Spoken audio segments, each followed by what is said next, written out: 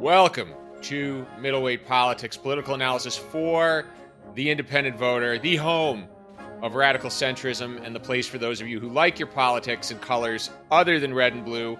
I am one half of your co-hosting duo, Dan Sally. I'm Shawn Griffiths. And this past week, Donald Trump deployed the National Guard to Los Angeles over the objections of California Governor Gavin Newsom.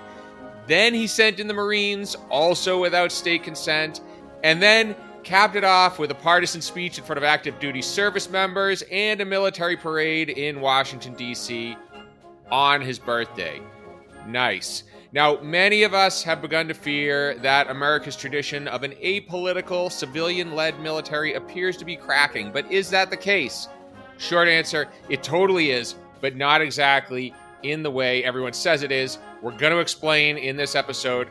But first, as always, before we get into the meat of the subject, I'll do a short PSA. Shawn and I, of course, started this podcast knowing that there were more people like us who were dissatisfied with the dysfunction of the two-party system and wanted real change. And the best way you can show your support is if you like this podcast, be sure to subscribe. It helps us get more visibility in front of people like you on podcast platforms. And if you know more people like you, which I'm pretty sure you do, be sure to share this. That's all I'm going to say. So, Shawn, it's Saturday. Yeah. June 14th. We normally record on Friday. We both had some stuff going on. Weren't able to do that. Do you know what day it is today? Well, it's the Army's 250th birthday. It is. It's also Trump's birthday. Yeah. It's also the day of the No Kings protests. It's a very eventful day. There's a lot. Do you know it's also Flag Day? Yes, it is Flag Day. So yes. Happy Flag Day. Happy Flag Day. Do you know my hometown of Dedham, Massachusetts is the town I live in now. We don't have a 4th of July Day parade. Yeah. But Flag Day is off the hook. Oh, wow. And we have a Flag Day parade. But the best part about it is my town is kind of a cut through for people going in and out of Boston. Mm-hmm. And pretty much every neighborhood has streets blocked off for this parade. So what happens, and it's always during rush hour. So what happens is all these people trying to commute back home into Boston or trying to commute out of Boston through Dedham end up getting stuck it's like a lobster trap, and they just can't get out of there for like 2 hours. And I call that the second parade. So it's a lot of fun. But yeah, we've got a lot going on today, Saturday. You're in Chicago. Yes. So my understanding is you're hunkering down right now.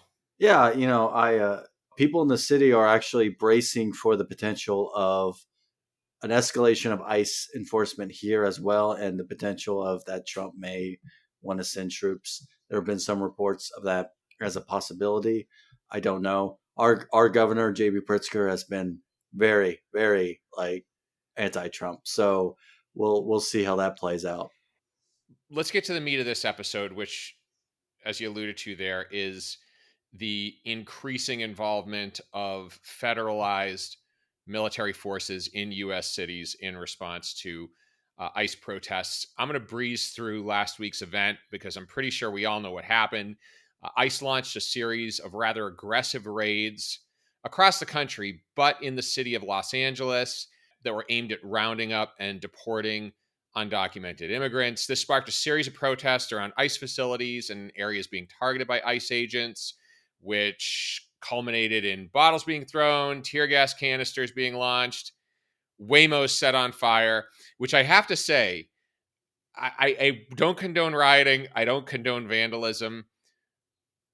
But man, it's really tough not to admire the folks who called Waymos just to set them ablaze. Listen, if you're going to set any cars on fire, the driverless cars are the ones to do it. All right, I'm not condoning it at all, but I'm just going to say, if you are going to set cars on fire, make sure they're the driverless ones. Yeah. So amidst all this, President Donald Trump comes in and tries to calm it all down by taking control of the California National Guard, sending them to, quote unquote, address the lawlessness, despite pleas from both California's governor and LA Mayor Karen Bass that this would only inflame tensions. And boy, did it ever. Mm-hmm. And then since then, he sent Marines in. So that's kind of where we are today. This has raised some very obvious concerns. In this country, there is a very clear balance between citizens and the military. Military is subservient, and it is very, very rare that the U.S. military is called in against U.S. civilians, much less done so against the wishes of state and local officials. But it has happened. Hmm. It has happened before. So there are a Yeah. couple of instances. The most obvious and the most well known, of course, is during desegregation. On a few occasions, the National Guard was mobilized against the wishes of governors of southern states to enforce desegregation. One interesting example I found, Shawn, while I was prepping for this episode, Grover Cleveland, the only other president besides Donald Trump to serve 2 non-consecutive terms, sent 14,000 troops, 14,000 members of the U.S. Army to quell a railroad strike against the wishes of Illinois' governor at the time. And this had some interesting repercussions. It elevated Eugene Debs, who went on to run as the candidate for the Socialist Party a number of times. Actually, I think it was somewhere in the neighborhood of 6 to 9% of the popular vote in 1912. But it also turned into a down ballot disaster Hmm. for the Democratic Party in the 1894 midterms. It made Cleveland very unpopular within his own party, and it actually led to a pretty significant realignment within the Democrats, and they began to move away from wealthy business interests after that. So I think the interesting thing here, like the Waymo's on fire, I'm not hoping anybody gets hurt. I'm not hoping anybody gets killed. Hmm. But history indicates if that were to happen, that would mean very bad things for both Donald Trump and the Republican Party. Yeah, and it's also fairly unprecedented because not only have the National Guard been mobilized, but the Marines Mm-hmm. have been mobilized. Now, the National Guard responding to riots or protests that go too far is not unheard of in this country. Obviously, it's happened many times in the country's history. The National Guard are essentially state militia that respond to emergencies of all kinds, state emergencies of all kinds. Now, typically, it is the state governor that mobilizes them, which in this case is the very odd situation where Trump didn't even give Newsom or even the LA mayor time to say, "Hey, we could use the National Guard." The LAPD wasn't even given time to adequately respond to this before Trump decided to send in the National Guard. And then now deploying Marines there as well, federalizing the National Guard, which is, again, as we've talked, very unprecedented. We should also note that the premise of this Hmm. is to protect federal law enforcement. So Yeah. was to protect ICE. And what Trump is doing by federalizing the National Guard is effectively impugning the LAPD and the California Highway Patrol's ability to protect federal agents, which is what they were doing before. Hmm. Now, we can't expect this to protrude from the heavy layers of cognitive dissonance that is just heaped upon this issue. Yeah. But I think that's worth noting is that this is really the pretense of it is protecting federal agents. Yeah. The politics of it is Yeah. another leveling up, owning the libs in a There's lot an of ways. interesting political contrast as well between what's going on in California and what's going on in Texas, because the National Guard has been mobilized to counter some protests in Texas as well. But that was Greg Abbott that did the Mhm. mobilization. It was not Trump. So it wasn't Trump taking control of the situation over the governor, over the heads of local officials either.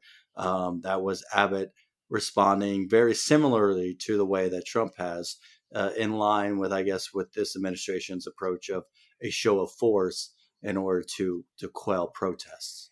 Yeah, it's noteworthy too. Missouri's governor preemptively activated the state's National Guard in anticipation of protests. Mm-hmm. So the gravity of all this is really falling along partisan lines.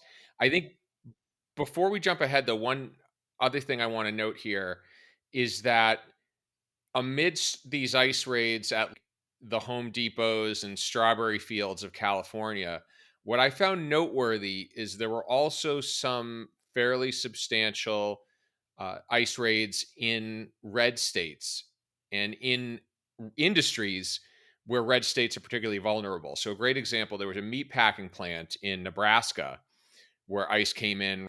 But the interesting thing is when you look at the ag sector, they are so dependent on undocumented immigrants, right? And the economies of states like Nebraska, Iowa, reliable red states, could be threatened if this deportation plan Mhm. achieves its aims. And what you're seeing is some big ag and other sectors within reach out to Trump. And Trump is now starting to rethink some of this mass deportation strategy as a result of business leaders that he knows reaching out to him saying, hey, this is hurting me. This is hurting my industry as well. And I think what Trump is going to realize is that the economy, which is already a very sensitive subject for Americans as it is with tariffs and job growth and things like that.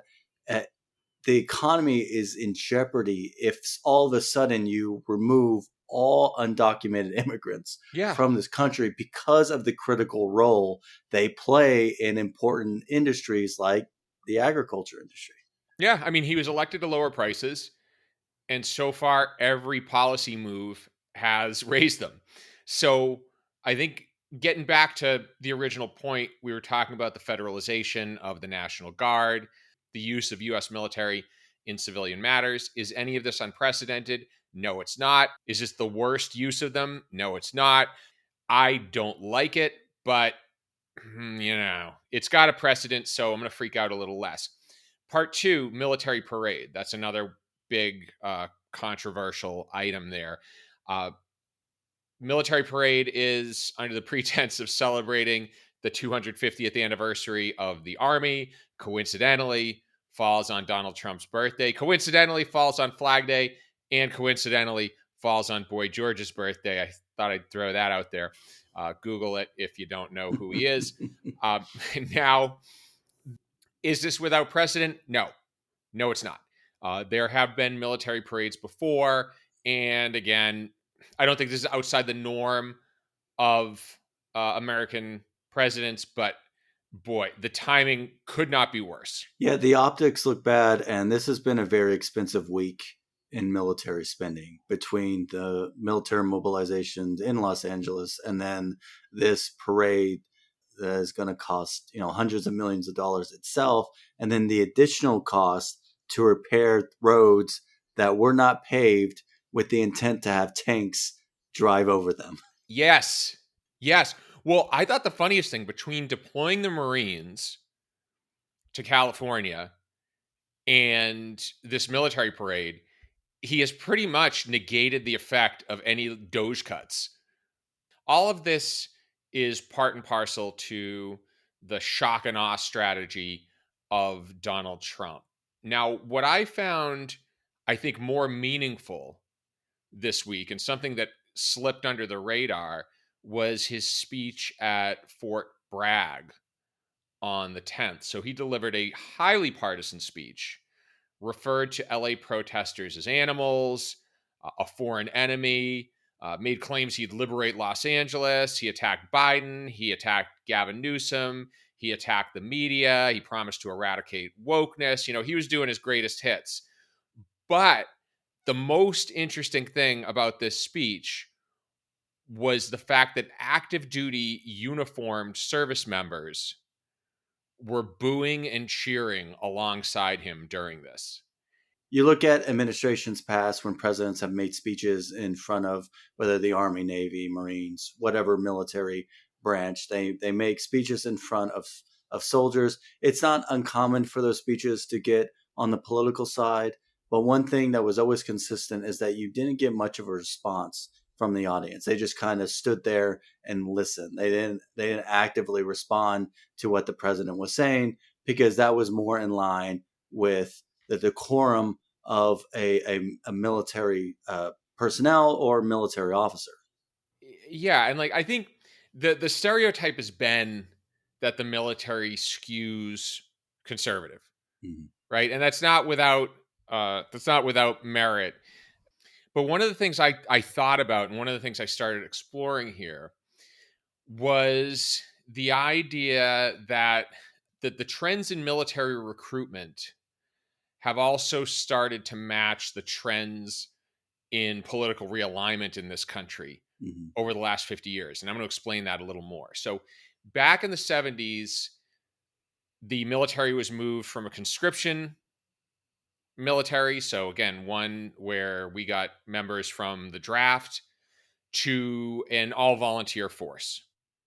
And as that happened, the composition of the military started to change. So when there was a draft, people theoretically from all income levels, from all parts of the country, were conscripted into military service. It didn't always happen that way. During the Vietnam era, obviously, those who are wealthy and well connected were able to avoid it. But the bottom line is everybody had equal skin in the game when it came to military service.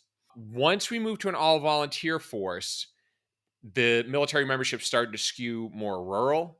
It started to skew more southern. It started to skew in ways that really matched the political realignment that was going on. So at the same time, Republicans were starting to move in that direction as well. And so I think my big question here is how does that impact the military's ability to be apolitical? Hmm. Do you get what I'm saying there? No, I understand. I understand the question. I think the interesting thing about Fort Bragg are these internal memos that were leaked Yeah. that showed that Donald Trump intentionally wanted soldiers behind him, standing behind him, that were politically screened to be aligned with him. Yeah. So there was already an allegiance there politically to him for the soldiers behind him, as well as there were appearance screenings Hmm. as well. That these internal memos that were circulating through reports have become known as the no fat soldier memos because there was this emphasis on appearance but also political allegiance. And so yet that had an impact with how these soldiers engaged with the president's speech. And Hmm. I think what you see is an active attempt by this administration to tie political allegiance with recruitment, particularly when you hear people like Pete Hegseth go on, say Fox News or any other program, and talk about how, well, people want to join the military, right? Americans want to join the military, but they don't want to join a military with all this political correctness, with all this wokeness, all this. So you do see this intentional effort by this administration to tie uh, military recruitment with a political and partisan alignment. And I find that dangerous for a couple of reasons. I think first and foremost, if you look at history, you'll find that powers that engage in too much ideological screening ultimately don't end up having the most competent people in government, the most competent people in military. So if you look at World War II, for example, Stalin had immense problems due to the fact that he killed all dissenting generals, right? And sometimes those generals that don't agree with you actually have good ideas. I feel like one of the things that presidents have benefited from is the fact that they allow dissenters in government because ultimately that breadth of ideas does let the best ones bubble to the top. And so when folks are too concerned with what the person sitting in the White House is thinking, rather than the person sitting in the White House being concerned with what the experts are thinking, that isn't going to lead to the best decision making. I think part two is the political era we're in, because I don't think if you were to go back to 1950 or 1960 and the military was 100% Republican or 100% Democrat, that would not have posed a problem because partisan affiliation did not mean that you felt the person on the other side of the aisle was the Antichrist. We are in a much different era right now where quite literally the commander in chief is saying that a segment of our population, about 50% of Americans, are quote unquote the enemy of the people. Yeah. And if you have a military that believes that too, that's a problem. Yeah, and it's a problem when you hear people like boo former commanders in chief. Like if Trump is going to get in front of a military audience and bash Biden, for instance, and you have members of the military who are just loudly booing the name Biden in the background, that's a problem. I think the takeaway here is we have this coincidence where, as the military starts recruiting from predominantly rural parts of the country, the Republican Party starts to skew more rural as well, and that leads to an overrepresentation of Republicans in the military.